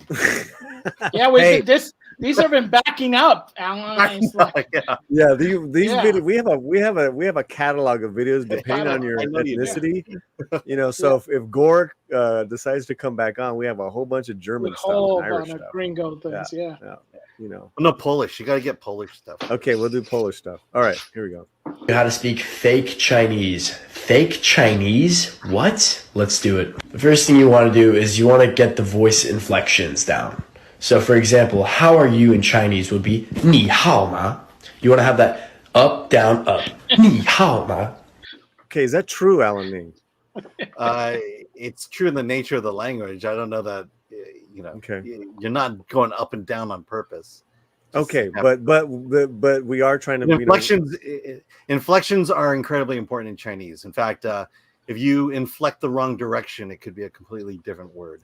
Gotcha. Yeah. Meaning a whole different story. Okay. And I'm being totally honest about that. Okay. 你好吗? So it really doesn't matter what you say. You just have to have that up, down, up, or that up, down, up, down. Chance the rapper. Step 2. Chinese. Chance the rapper. I mean, that's just not right. Fletcher, that's not right. You're not right, Fletcher. I never said the word PC means. I just said the word. Hashtag stop Asian burn. What? I think it's talking about the face visors. Ah, okay. All right. people are some of the smartest people and nicest people I know. Is that true? No. So if you really want to learn how to do a fake Chinese or speak in a Chinese accent, you have to intertwine yourself with that culture. Step 3. To sound really authentic, you have to make these noises. As if someone punched you in the stomach. As if you're beatboxing. Sure. As if you're a librarian. You put everything together, this is what it should sound like. Wow. That's impressive. How much of that is true, Alan Ning? I would say 80% of it is true. All right, what do we have next, Fletcher? So this is how it feels when your Mexican homie invites you to the carne asada. Obviously, this is somebody here in the LA area. Oh, wait. If a Mexican invites an Asian to a Mexican party. Correct. Is that what you're saying? Yes, correct. Okay, so the Mexican guy is saying to the Asian guy, hey, come on over. Okay. Or carne Right. asada. Come to the barbecue. All Yes. right. Hey, that's what I do with Alan. Yeah. There you go. All right. Alan, That one barbecue you invited me to, yes. Right. And well, there's gonna be a small one that you're gonna be invited Okay. to. All right. You've been invited to a couple events now. No, you invited me to one. Which one? The one during the It was, Christmas? it was LA Comic-Con last year. Uh-oh. Oh, With okay. Gary All and right. the gang. We got to check our guest list. For Was the it carne upcoming- asada, Alan, or was it just a chicken asada? Because you know No, chicken's cheaper. I hooked it up. on Pollo that one. asada. We had it catered. Tamales, Yeah. rice and beans. Dang. Okay, here we go. Let's see if this is how Alan feels when I invite him to a carne asada. Here we go. To the carne asada, man. See you then, homie. You're gonna come in a Pendleton or like a prison mock the next Yeah. time. Alan's gonna show up. Órale, How do you want me carnal. to? Yeah, I got to get the flat top. That flat top Hot top. That's what you got to or long hair, Yeah. do. Yeah. like this guy. Hey, but what unites us? The Los Angeles Dodgers. Ah, man, Los Dodgers. those Dodgers. How do you feel about Shohei, man? And Well, I left the Dodgers years ago. what? Yeah, when the O'Malleys sold the team, I was like, You're done. out.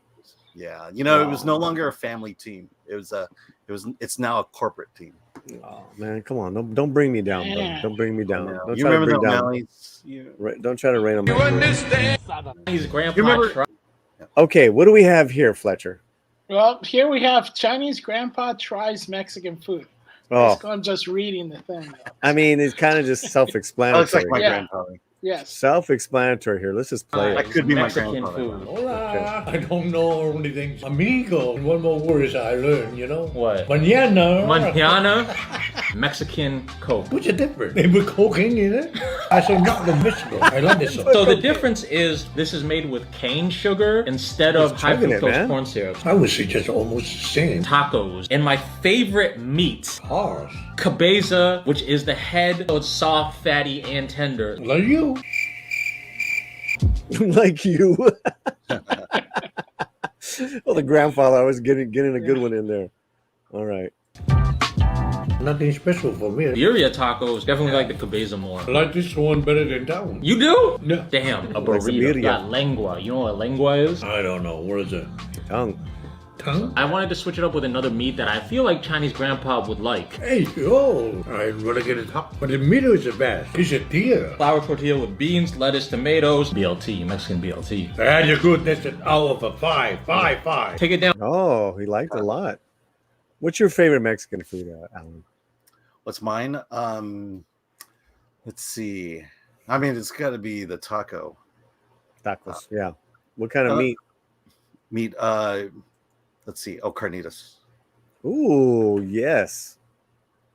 I will Look like What's that? I mean, I will say, looking at this, it Mexican and Chinese food are not that different. I think the differences are basically the cheese. We don't use cheese in much. Mm.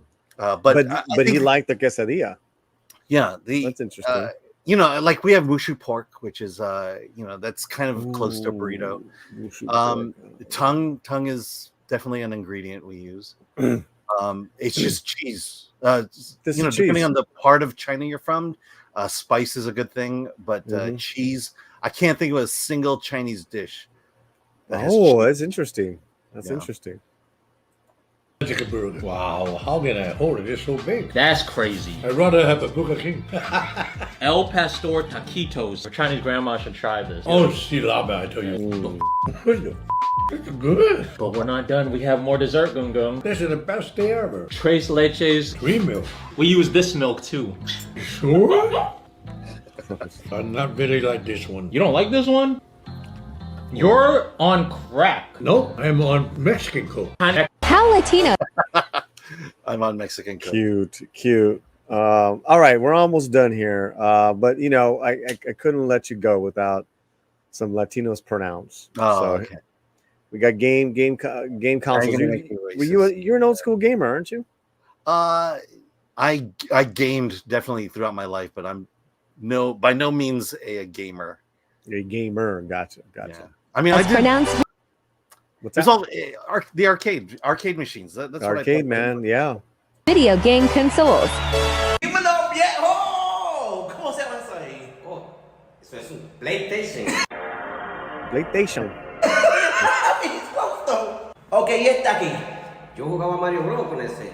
Nintendo. Nintendo. Ya visto el periquito. Ok, y está aquí, primo. Ese yo juego eso. Box. Box. Box. Box. Ok, y está aquí. Ese es bien clásico. Ese es un Atari. Atari. Y está aquí, papi. Oh, ese es un Dreamcast. Ok, está aquí. Ese es el más viejo de todo. Ese es el Tesla. Ok, viejo último. Ese es mi favorito. Ese es Sega Genesis. Dame un poco la with some Hennessy. Wow.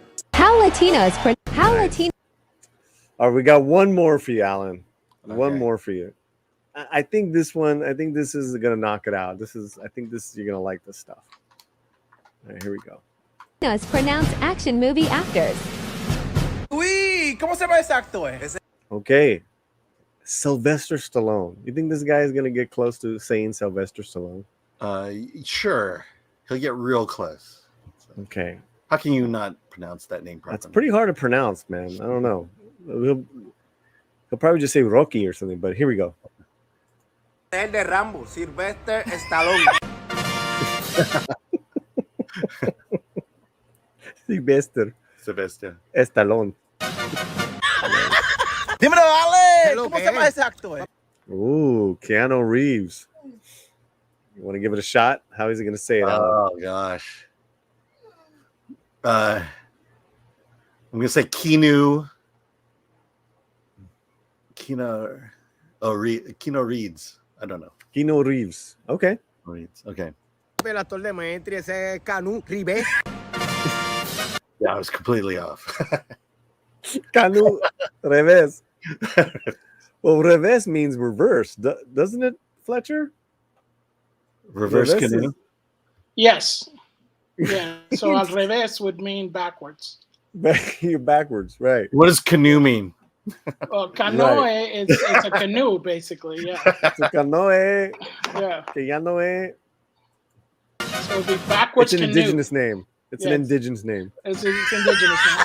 Y este Luis, ese es el de Mission Imposible, Tom Cruise.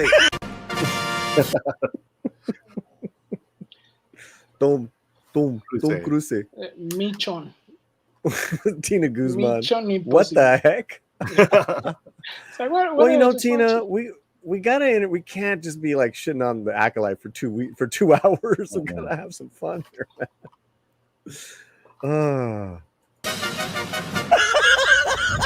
Y este. Ooh, Ooh. wow. You can do it, Alan. You can do it, Alan. Come on. Put a Idris Elba.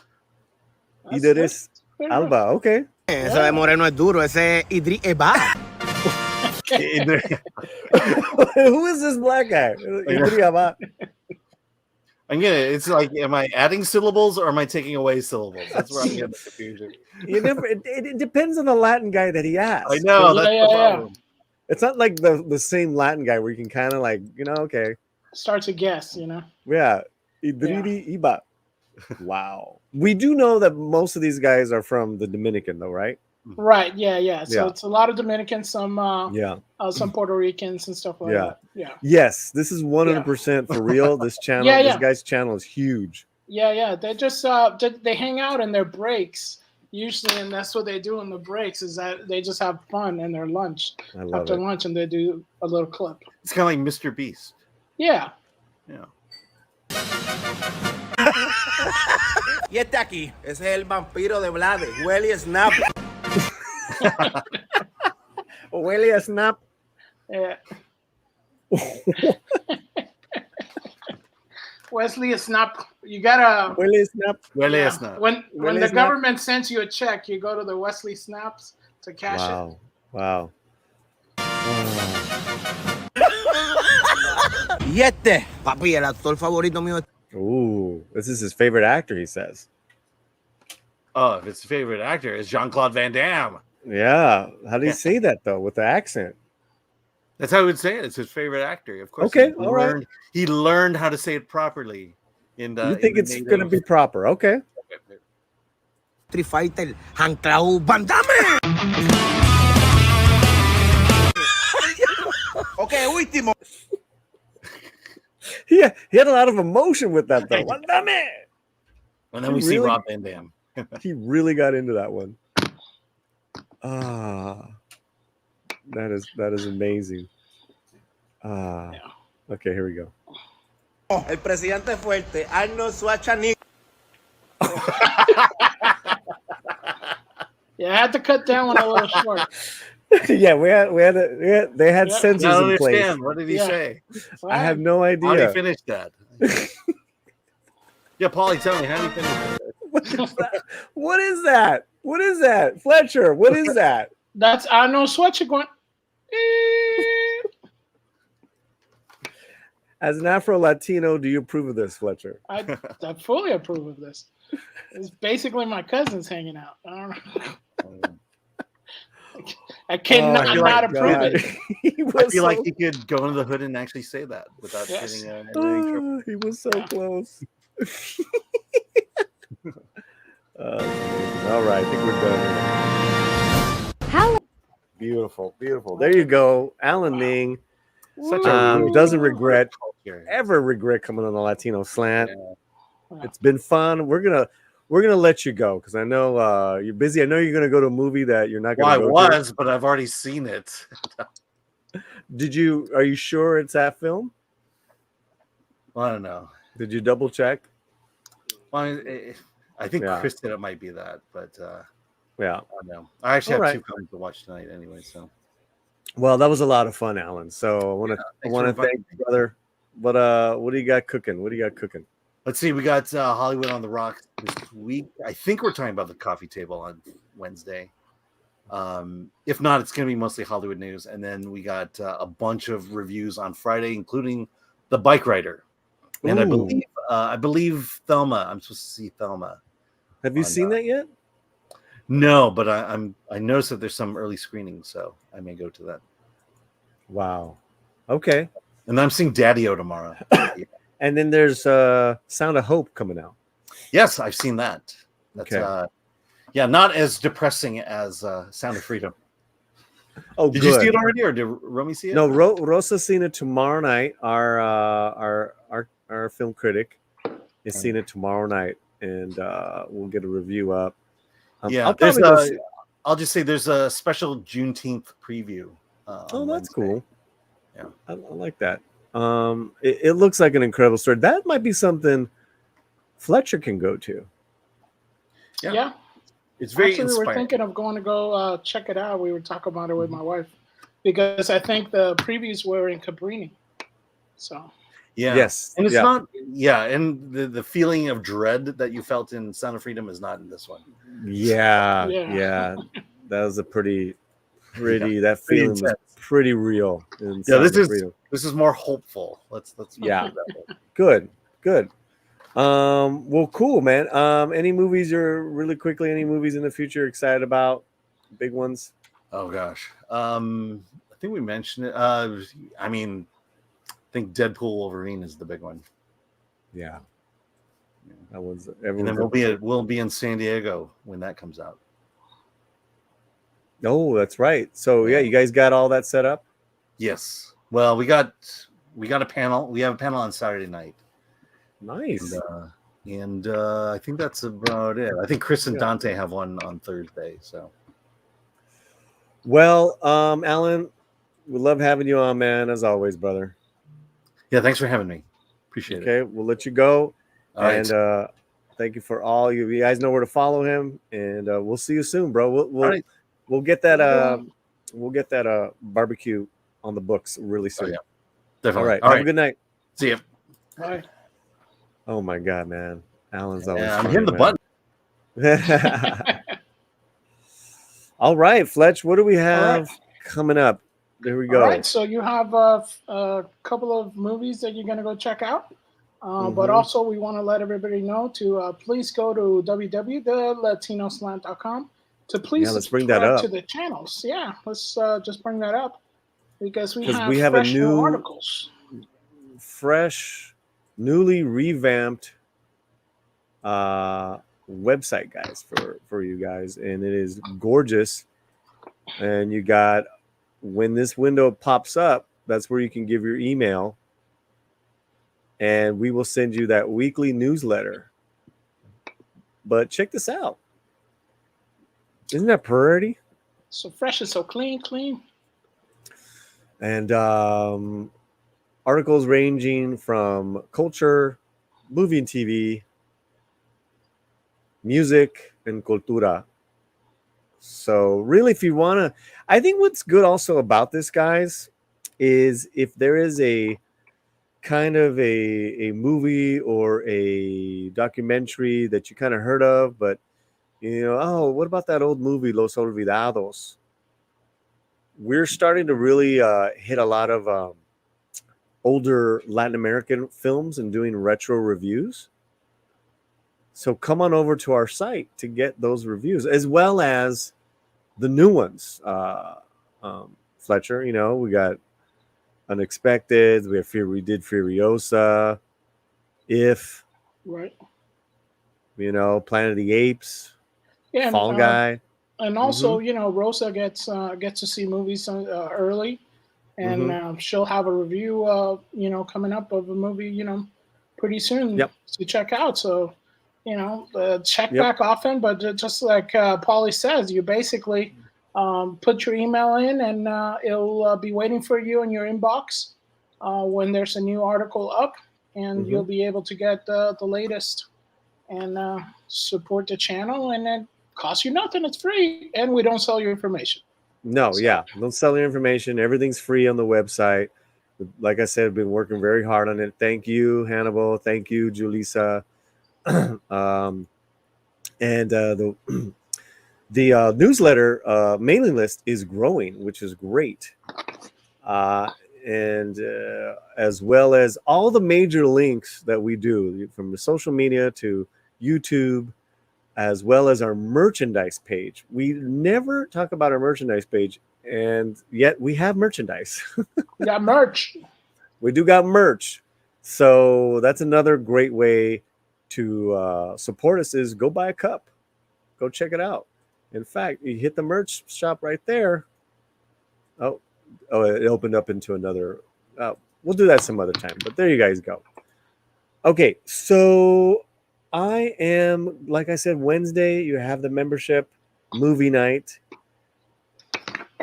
And then I need to figure out what new movie I'm going to go see. And that'll probably be Thursday evening. So nice and busy, guys. Oh, tomorrow, I didn't put this down. Tomorrow morning, if you guys are up around 9:30 a.m. Pacific, 12:30 Eastern time, I'm going to be on, what is it, WD? WDW Pro? Or... Let me see, make sure. Yes, I will be on the Pro Show tomorrow. Okay. Live. Tell people about the pro show really fast.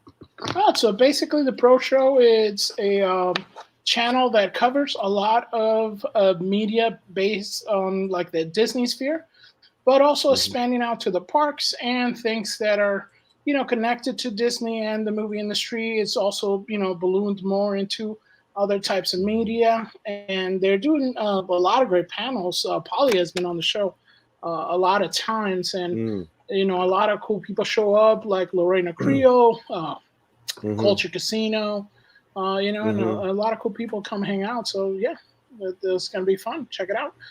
I think it starts at 11 my time. Yeah, Chris Gore will be on there as well. So that's like the big cool. guest, and then I'll be on there as soon as all the dogs are walked. I will jump on in. I promise. As soon as all the dogs are walked, but that's gonna be a lot of fun, and that's tomorrow, Tuesday, live on WDW Pro. Then Wednesday, we're live back here with our membership stream. We're gonna watch a movie.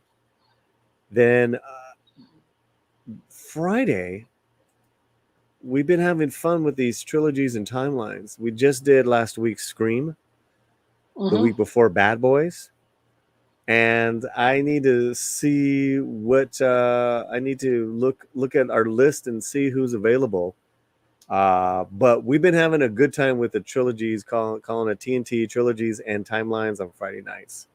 So look out for more editions of that.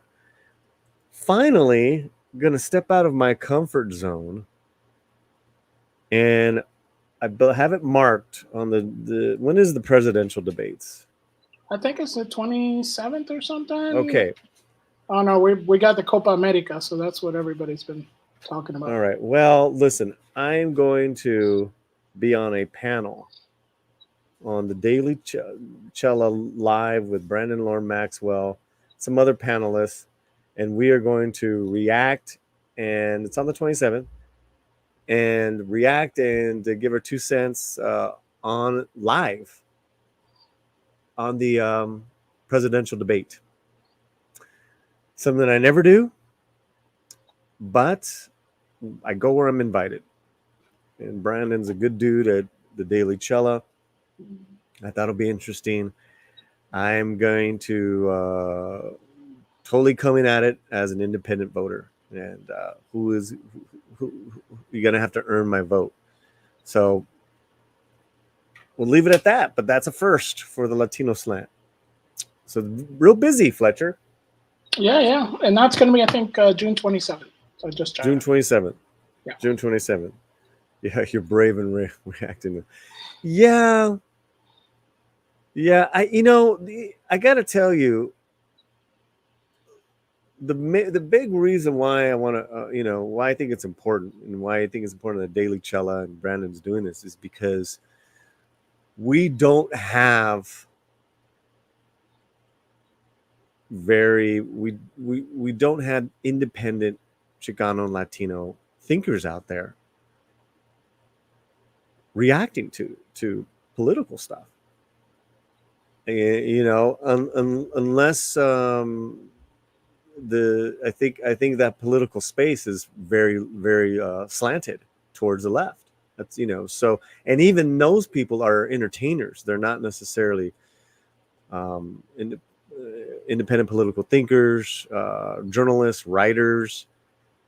Really have been silent for a long time. And what Brandon and Cella's doing is he's got a forum for that. So you're gonna have these different Chicanos and Latinos coming on, and it's not going to be what you think as far as your typical leaning towards one side of the aisle rhetoric and talk. You're going to have some really good different opinions, and that's been very lacking in the U.S. Latino sphere. Fletcher, I mean, do you know of any? What? On which side? Chicano, independent Chicano Latino thinkers, political, social issues. Oh yeah, I follow a bunch of them here in the States. Instagram. Yeah. Right. Yeah, a whole lot of Texas, California, a lot of in Arizona too, some in Nevada. You know, we have a few. So yeah, whatever their platforms are, the Brandon and Daily Cello is going to start, trying to invite more of them over and over. You know what I mean? Oh, cool. Yeah. So it's going to be fun. So it's going to be Cool. fun. All right. Are we done? Yeah, I think we got everything. Yeah, it's been a really good show. Check. We'll be clipping a lot of this stuff. You already covered Rosa's early review of Sound of Hope, right? Yep, we mentioned that. So that'll be coming up. Oh, and then you got Midnight's Edge Espanol Wednesday. Oh, Wednesday, yes. Yeah. With man, that Midnight's Edge Espanol with Lily just got a nice reaction. Of course, it's on the Acolyte, but you guys killed it, man. It's it's just rough to get through it, but I guess now it's more like a parody of things, you know. I mean, come on, power of one, the power of two. Can't buy this stuff. It's just crazy. Well, I think we will leave with that. We'll bring up that video, the Cumbia Light, one more time to freak you all out, and we'll get out of here. I think we're done, right, Fletch? Thank you, everybody. Yep. Thank you.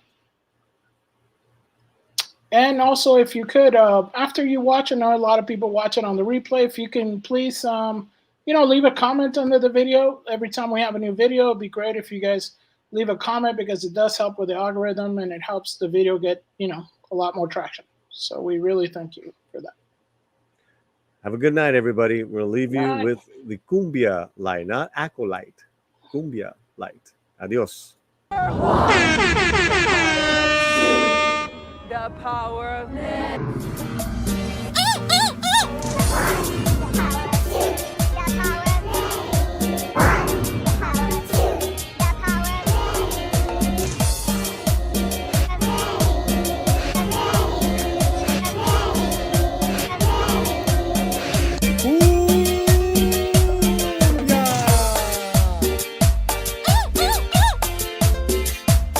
Yeah.